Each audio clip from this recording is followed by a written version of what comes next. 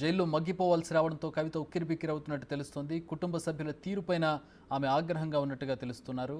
తన పిల్లలకు దూరంగా ఉండాల్సి రావడం, పైగా ఎవరు పట్టించుకోకపోవడం ఆవిడలో బాధ కలిగిస్తున్నట్టుగా తెలుస్తోంది. తన తండ్రి కేసీఆర్ కూడా ఇప్పటివరకు కవితను పరామర్శించలేదు. దీంతో ఆమె మరింత మానసికంగా ఆందోళనకు గురవుతున్నట్టుగా తెలుస్తోంది.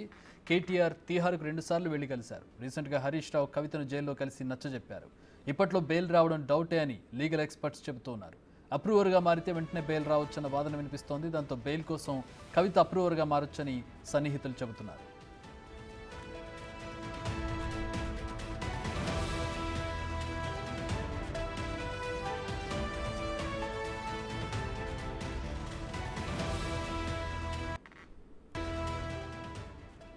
మా ప్రతినిధి శివ జాయిన్ అవుతున్నారు ఢిల్లీ నుంచి. శివ, ఒక్కవేళ కవిత అప్రూవర్గా మారే అవకాశం ఉంటే నిజంగా ఒక సంచలనాత్మకమైనటువంటి విషయం అవుతుంది. అప్రూవర్గా మారితే పరిణామాలు ఏ విధంగా ఉండే అవకాశం కనపడుతుంది? అంటే అటు ఆమెకు ఫేవర్గా కావచ్చు, కేసు అప్డేట్కి సంబంధించి కావచ్చు.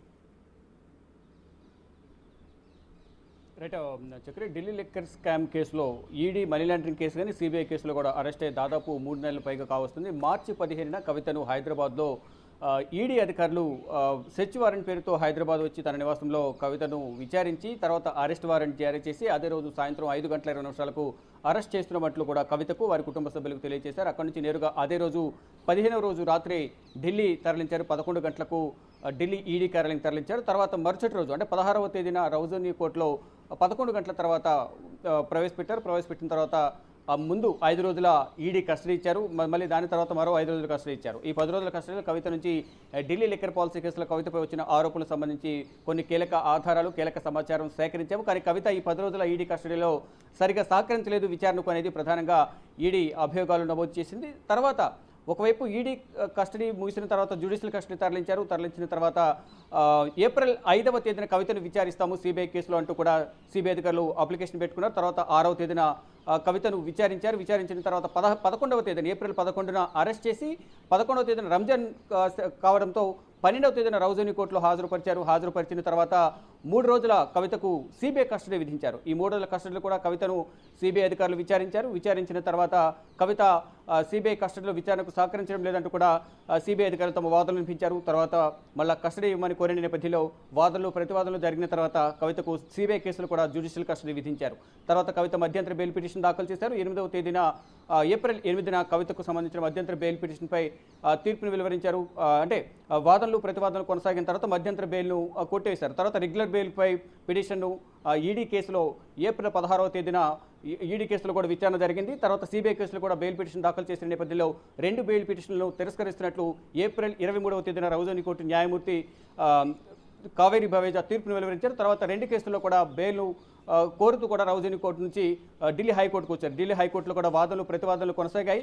తర్వాత ప్రజెంట్ తీర్పునైతే రిజర్వ్ చేశారు. ఢిల్లీ హైకోర్టులో తీర్పు అనేది 2 కేసుల్లో కూడా Delhi liquor policy money laundering case ED కేసులను అంటే సిబిఐ కేసులో 2 కేసుల్లో కూడా ప్రజెంట్ తీర్పును రిజర్వ్ చేశారు. అంటే దాదాపు తీర్పు రిజర్వ్ చేసి కూడా 15 రోజులు 20 రోజుల పైనే కావస్తుంది. ఇక ఇప్పట్లో ఈ దశలోనే కవిత ఒకంత అసహనానికి లోనవుతున్నారు.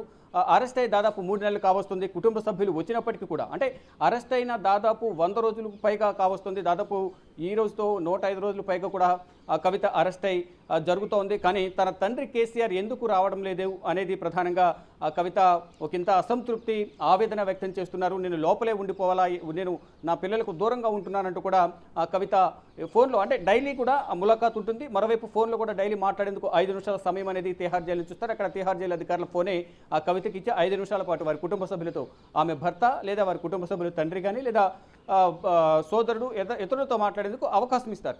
దానిలో భాగంగా ఫోన్లో మాట్లాడినట్లుగా కూడా మనకు సమాచారం ఉంటుంది. డైలీ కవిత భర్తతో అనిల్తో డైలీ ఫోన్లో మాట్లాడతారు. మరోవైపు వారి పిల్లలతో కూడా ఫోన్లో మాట్లాడినంత మాత్రాన డైలీ కలవాల్సి ఉంటుంది. కాబట్టి ఇటు జ్యుడిషియల్ కస్టడీలో భాగంగా కవితను వీడియో కాన్ఫరెన్స్ ద్వారా మాత్రమే రౌజనీ కోర్టుకు న్యాయమూర్తి ముందు తిహార్ జైలు అధికారులు హాజరుపరుస్తున్నారు. జ్యుడిషియల్ కస్టడీ ఎక్స్టెండ్ చేస్తూ ఉన్నారు.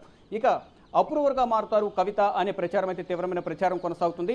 అసలు అప్రూవర్గా మారితే ఏం జరుగుతుంది, అప్రూవర్గా మారే సందర్భంలో ఎటువంటి వాంగ్మూలం ఇవ్వాల్సి ఉంటుంది అనే దానిపై కూడా ప్రధానంగా చర్చ జరుగుతుంది. అప్రూవర్గా మారే సందర్భంలో వాంగ్మూలం ఇవ్వడం ద్వారా తనకు ఇప్పటివరకు తెలిసిన సమాచారం తనకు ఢిల్లీ లిక్కర్ పాలసీ కేసుతో ఉన్న సంబంధం ఏంటి అనేది విషయాలను, కొన్ని కీలక విషయాలను తన దగ్గర ఉన్న సమాచారాన్ని షేర్ చేయడం ద్వారా అప్రూవర్గా మారే సందర్భంలో చెప్పడం ద్వారా అప్రూవర్గా మారిన తర్వాత కేసు నుంచి కొంత విముక్తి, అంటే ఉపశమనం లభిస్తుంది, బెయిల్ లభిస్తుంది అనేది ప్రధానంగా ఇప్పుడున్న దాన్ని బట్టి మనకు అర్థమవుతుంది. దానిలో భాగంగానే సౌత్ గ్రూప్లో కీలకంగా వ్యవహరించారని చెప్తున్న శరత్ చంద్రారెడ్డి, మాగుంట రాఘవరెడ్డి, మాగుంట శ్రీనివాసరెడ్డి.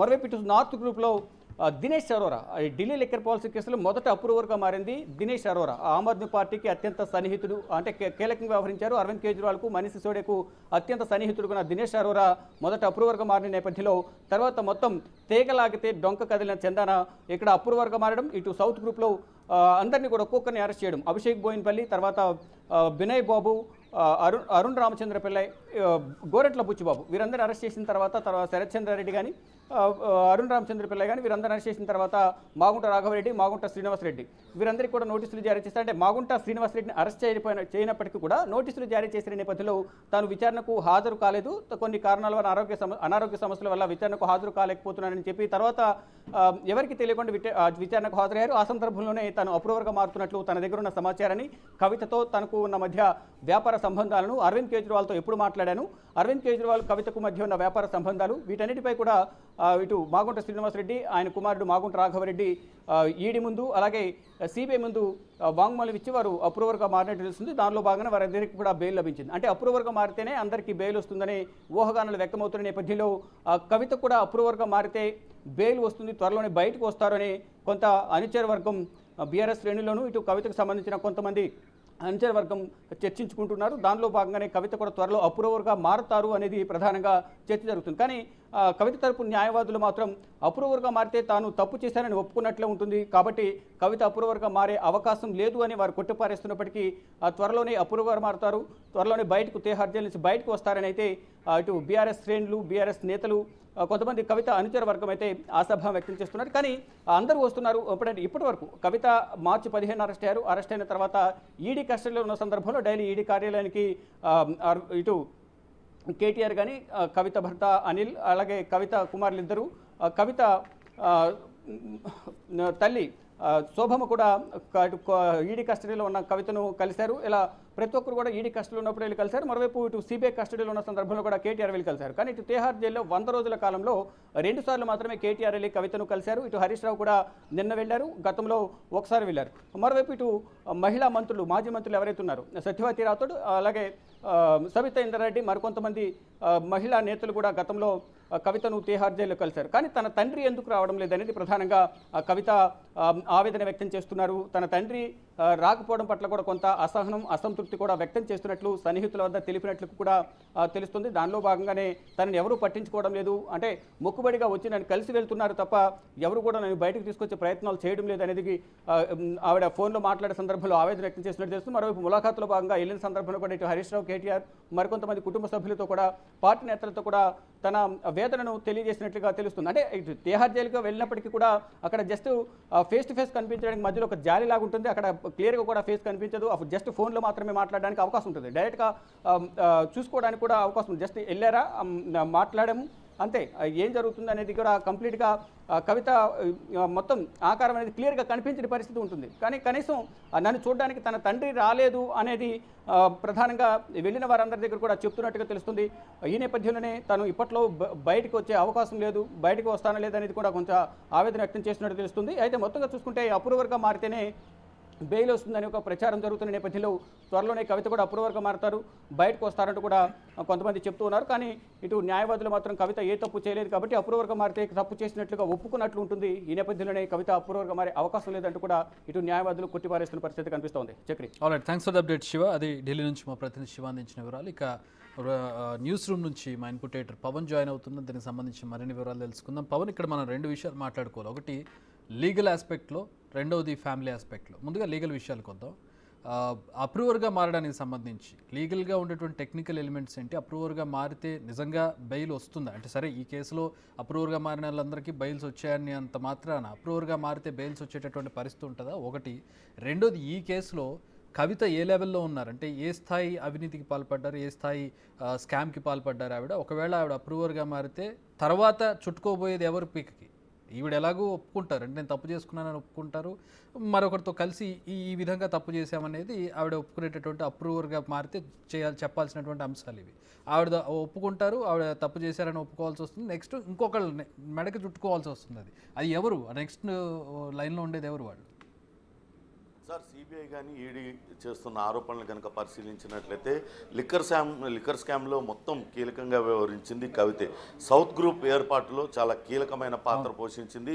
సౌత్ గ్రూప్ ఏర్పాటు చేయడం ద్వారా అటు మాగుంట శ్రీనివాసరెడ్డి, మాగుంట రాఘవ, ఇతర వ్యక్తులందరినీ కూడా, ఈ కేసులో అరెస్ట్ అయిన శరత్ చంద్రారెడ్డి, వీళ్ళందరినీ కూడా ఒక గొడుగు కిందికి తీసుకొచ్చి అక్కడ ఢిల్లీలో లిక్కర్ వ్యాపారం చేద్దామని వీళ్ళందరినీ కూడా రెడీ చేసింది. వీళ్ళ దగ్గర నుంచి డబ్బులు కలెక్ట్ చేసింది మొత్తం కూడా కవితేనని అటు ఈడీ, సిబిఐ అధికారులు చెప్తూ వస్తున్నారు. దానికి సంబంధించి అటు మాగుంట శ్రీనివాసరెడ్డి ఇతరులు కూడా అదే వాంగ్మూలాన్ని అటు దర్యాప్తు సంస్థలు ఎదుట వాళ్ళు చెప్పారు. అసలు వాస్తవానికి అటు ఢిల్లీ లిక్కర్ స్కామ్లో మార్పులు జరగబోతున్నాయి, ప్రైవేట్ వ్యక్తులకు ఈ మద్యం అమ్మకాలని అప్పగించబోతున్నారంటూ అటు పేపర్లో స్టేట్మెంట్ చూసి అటు మాగుంట శ్రీనివాసరెడ్డి, ఎంపీగా ఉన్న మాగుంట శ్రీనివాసరెడ్డి ఢిల్లీ ముఖ్యమంత్రి కేజ్రీవాల్ను కలిశారు. కేజ్రీవాల్ని కలిసిన తర్వాత కేజ్రీవాల్ మాగుంట శ్రీనివాసరెడ్డికి కవితను కలవాలంటూ సూచించారు. అప్పటికే కవిత ఆయన కేజ్రీవాల్తో మాట్లాడింది. ఈ వ్యవహారంలో తాను ఈ బిజినెస్లోకి రావాలనుకుంటున్నాను, తనకు సాయం చేయమంటూ ఆయనకు కోరింది. అందుకు తగ్గట్టుగా మార్పులు చేయాలంటూ కూడా ఆమె అడగడంతోనే కొన్ని మార్పులు చేశారు. ఏదైతే ముసాయిదా పత్రి తయారు చేశారో లిక్కర్ పాలసీకి సంబంధించి, ఆ పాలసీ అది ఇంకా ఫోర్స్లోకి రాకముందుకే దాన్ని తీసుకొచ్చారు. దాని కాపీని కవిత వ్యక్తిగత ఆడిటర్ బుచ్చిబాబుకి ఇచ్చారు.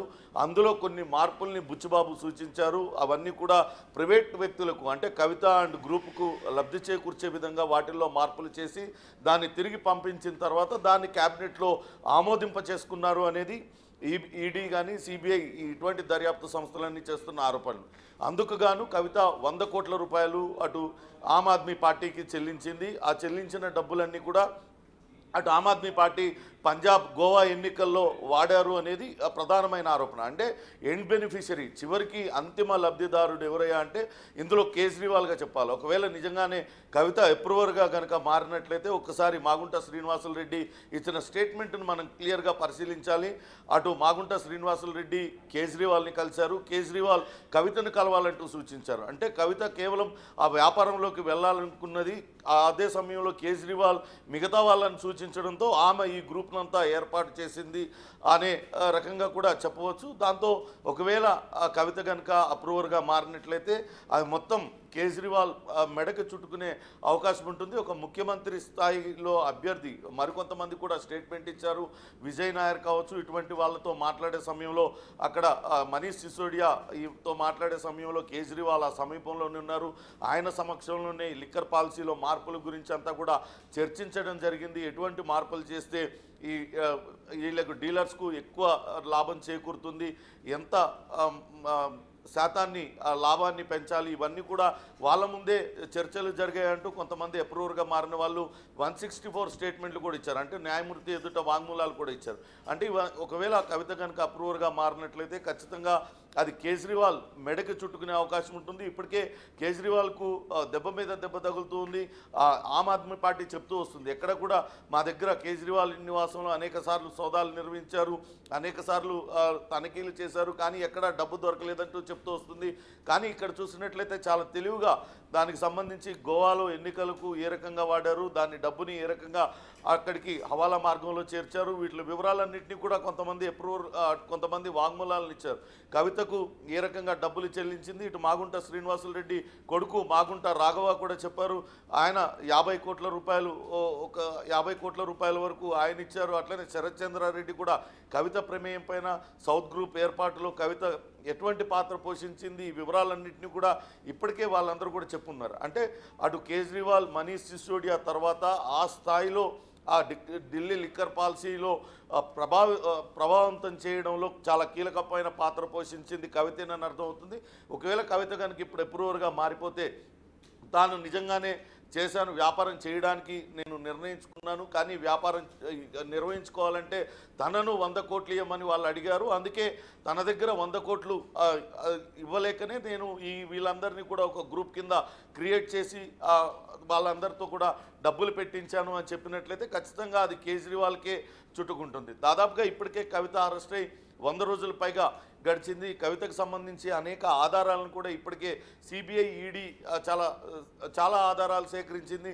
ఆమె ఫోన్లను స్వాధీనం చేసుకుంది, ఆ ఫోన్లలో డేటాను ఏ రకంగా అరేంజ్ చేసింది, వీటిలన్నిటి వివరాలను కూడా తీసుకున్నారు. అట్లనే కవిత ఢిల్లీలో ఉండే పిఏ కూడా కవితకు వ్యతిరేకంగా వాంగ్మూలం ఇచ్చారు. కొంతమంది డబ్బులు తీసుకొచ్చి ఇచ్చారు, ఆ డబ్బుల్ని తీసుకెళ్ళి వేరే ఎక్కడో ఇచ్చానండి. అంతేకాకుండా కవితకు ఇక్కడ బినామీగా వ్యవహరించిన వ్యక్తి కూడా రూపాయి పెట్టుబడి పెట్టకుండా వేరే ఒక కంపెనీ, ఆ కంపెనీకి సంబంధించి డిస్టిలరీకి సంబంధించి అందులో 35% వాటాదారుగా మారిపోవడం, వీటిలన్నిటికీ సంబంధించిన ఆధారాలన్నింటినీ కూడా ఇప్పటికే సిబిఐ ఈడీ అధికారులు సేకరించారు. అంటే కవితకు ఇప్పట్లో బెయిల్ వచ్చే మార్గం కూడా కనపడడం లేదు. ఇప్పటికే ఆమె 2 సార్లు 3 సార్లు బెయిల్ పిటిషన్ దాఖలు చేసుకున్నారు. ఒకసారి పిల్లల పరీక్షలు ఉన్నాయంటూ మధ్యంతర బెయిల్కు అప్లై చేశారు, దాన్ని కోర్టు తిరస్కరించింది. ఇక రెగ్యులర్ బెయిల్ కోసం కూడా ఆమె పెట్టుకున్నారు. కానీ ఎప్పటికప్పుడు కవిత రోల్కు సంబంధించి అనేక ఆధారాలను న్యాయస్థానం ముందు పెడుతూ ఈ కేసులో ఈమె కీలకమైన వ్యక్తి, ఇప్పుడు దర్యాప్తు చాలా కీలకమైన దశలో ఉన్న ఈ టైంలో కనుక ఆమెకు బెయిల్ మంజూరు చేసినట్లయితే కేసు దర్యాప్తు పైన తీవ్ర ప్రభావం పడుతుంది.